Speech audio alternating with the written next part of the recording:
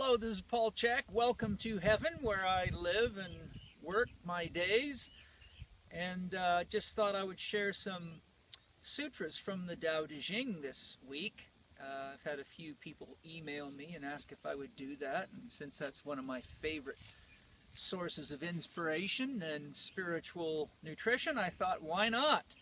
So we're going to be reading from the Tao Te Ching, a New English version by Stephen Mitchell today. I quite like Stephen Mitchell's translations, and for those of you that are interested in Taoist philosophy, I think you'd find Stephen Mitchell's audio recordings to be very, very good. His book, the second book of the Tao, is excellent. He has the Tao Te Ching also on audio. Highly recommend them. I really enjoy his way of translating and expressing the Tao. Today we're going to start with Sutra 12. Here Lao Tzu says, colors blind the eye, sounds deafen the ear, flavors numb the taste, thoughts weaken the mind, desires wither the heart. The master observes the world, but trusts his inner vision. He allows things to come and go. His heart is as open as the sky. So that's pretty deep, and one of the things about reading sutras in general is that literal translations often don't work well. Sometimes they do, sometimes they don't. Usually with spiritual writing, the truth is between the lines, more like poetry than it is in the letters or symbols themselves. So let me see if I can share from my own experience of studying philosophy in general and Taoist philosophy and all things related for many years, what I would interpret if I was reading this myself.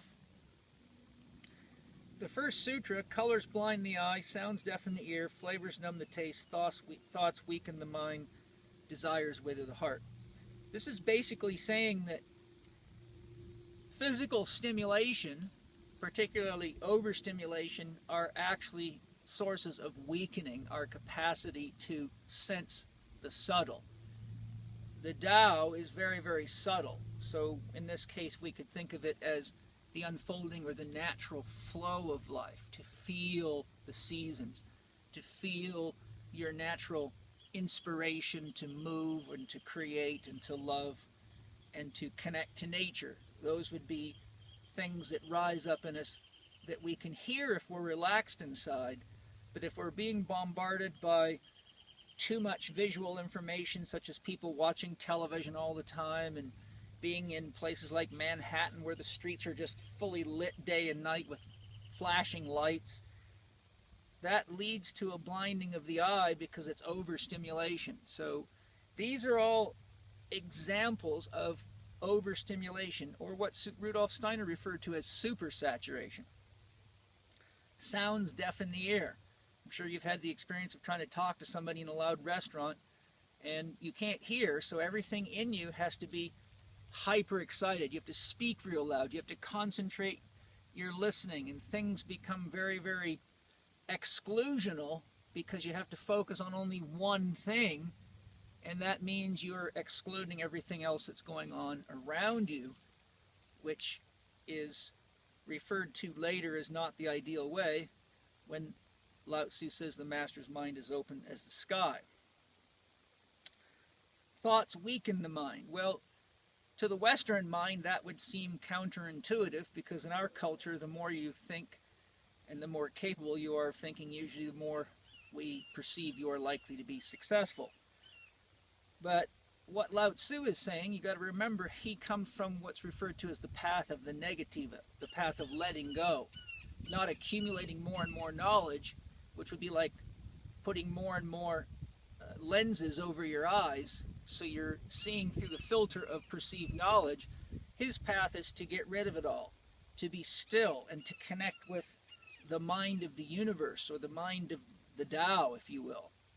So when he's saying thoughts weaken the mind, he's usually indicating that our thoughts are usually so isolated and so far from the truth that typically when we're thinking, we're running the risk of believing that the information or the ideas that we're taking in are actually true without realizing that most of them create division.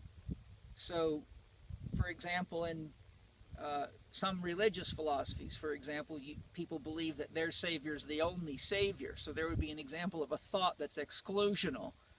And those kinds of thoughts, Lao Tzu says, from the mind of a sage, are weakening the mind because they're causing beliefs or participation in ideologies that are actually getting further and further from the truth instead of one with it. Desires wither the heart means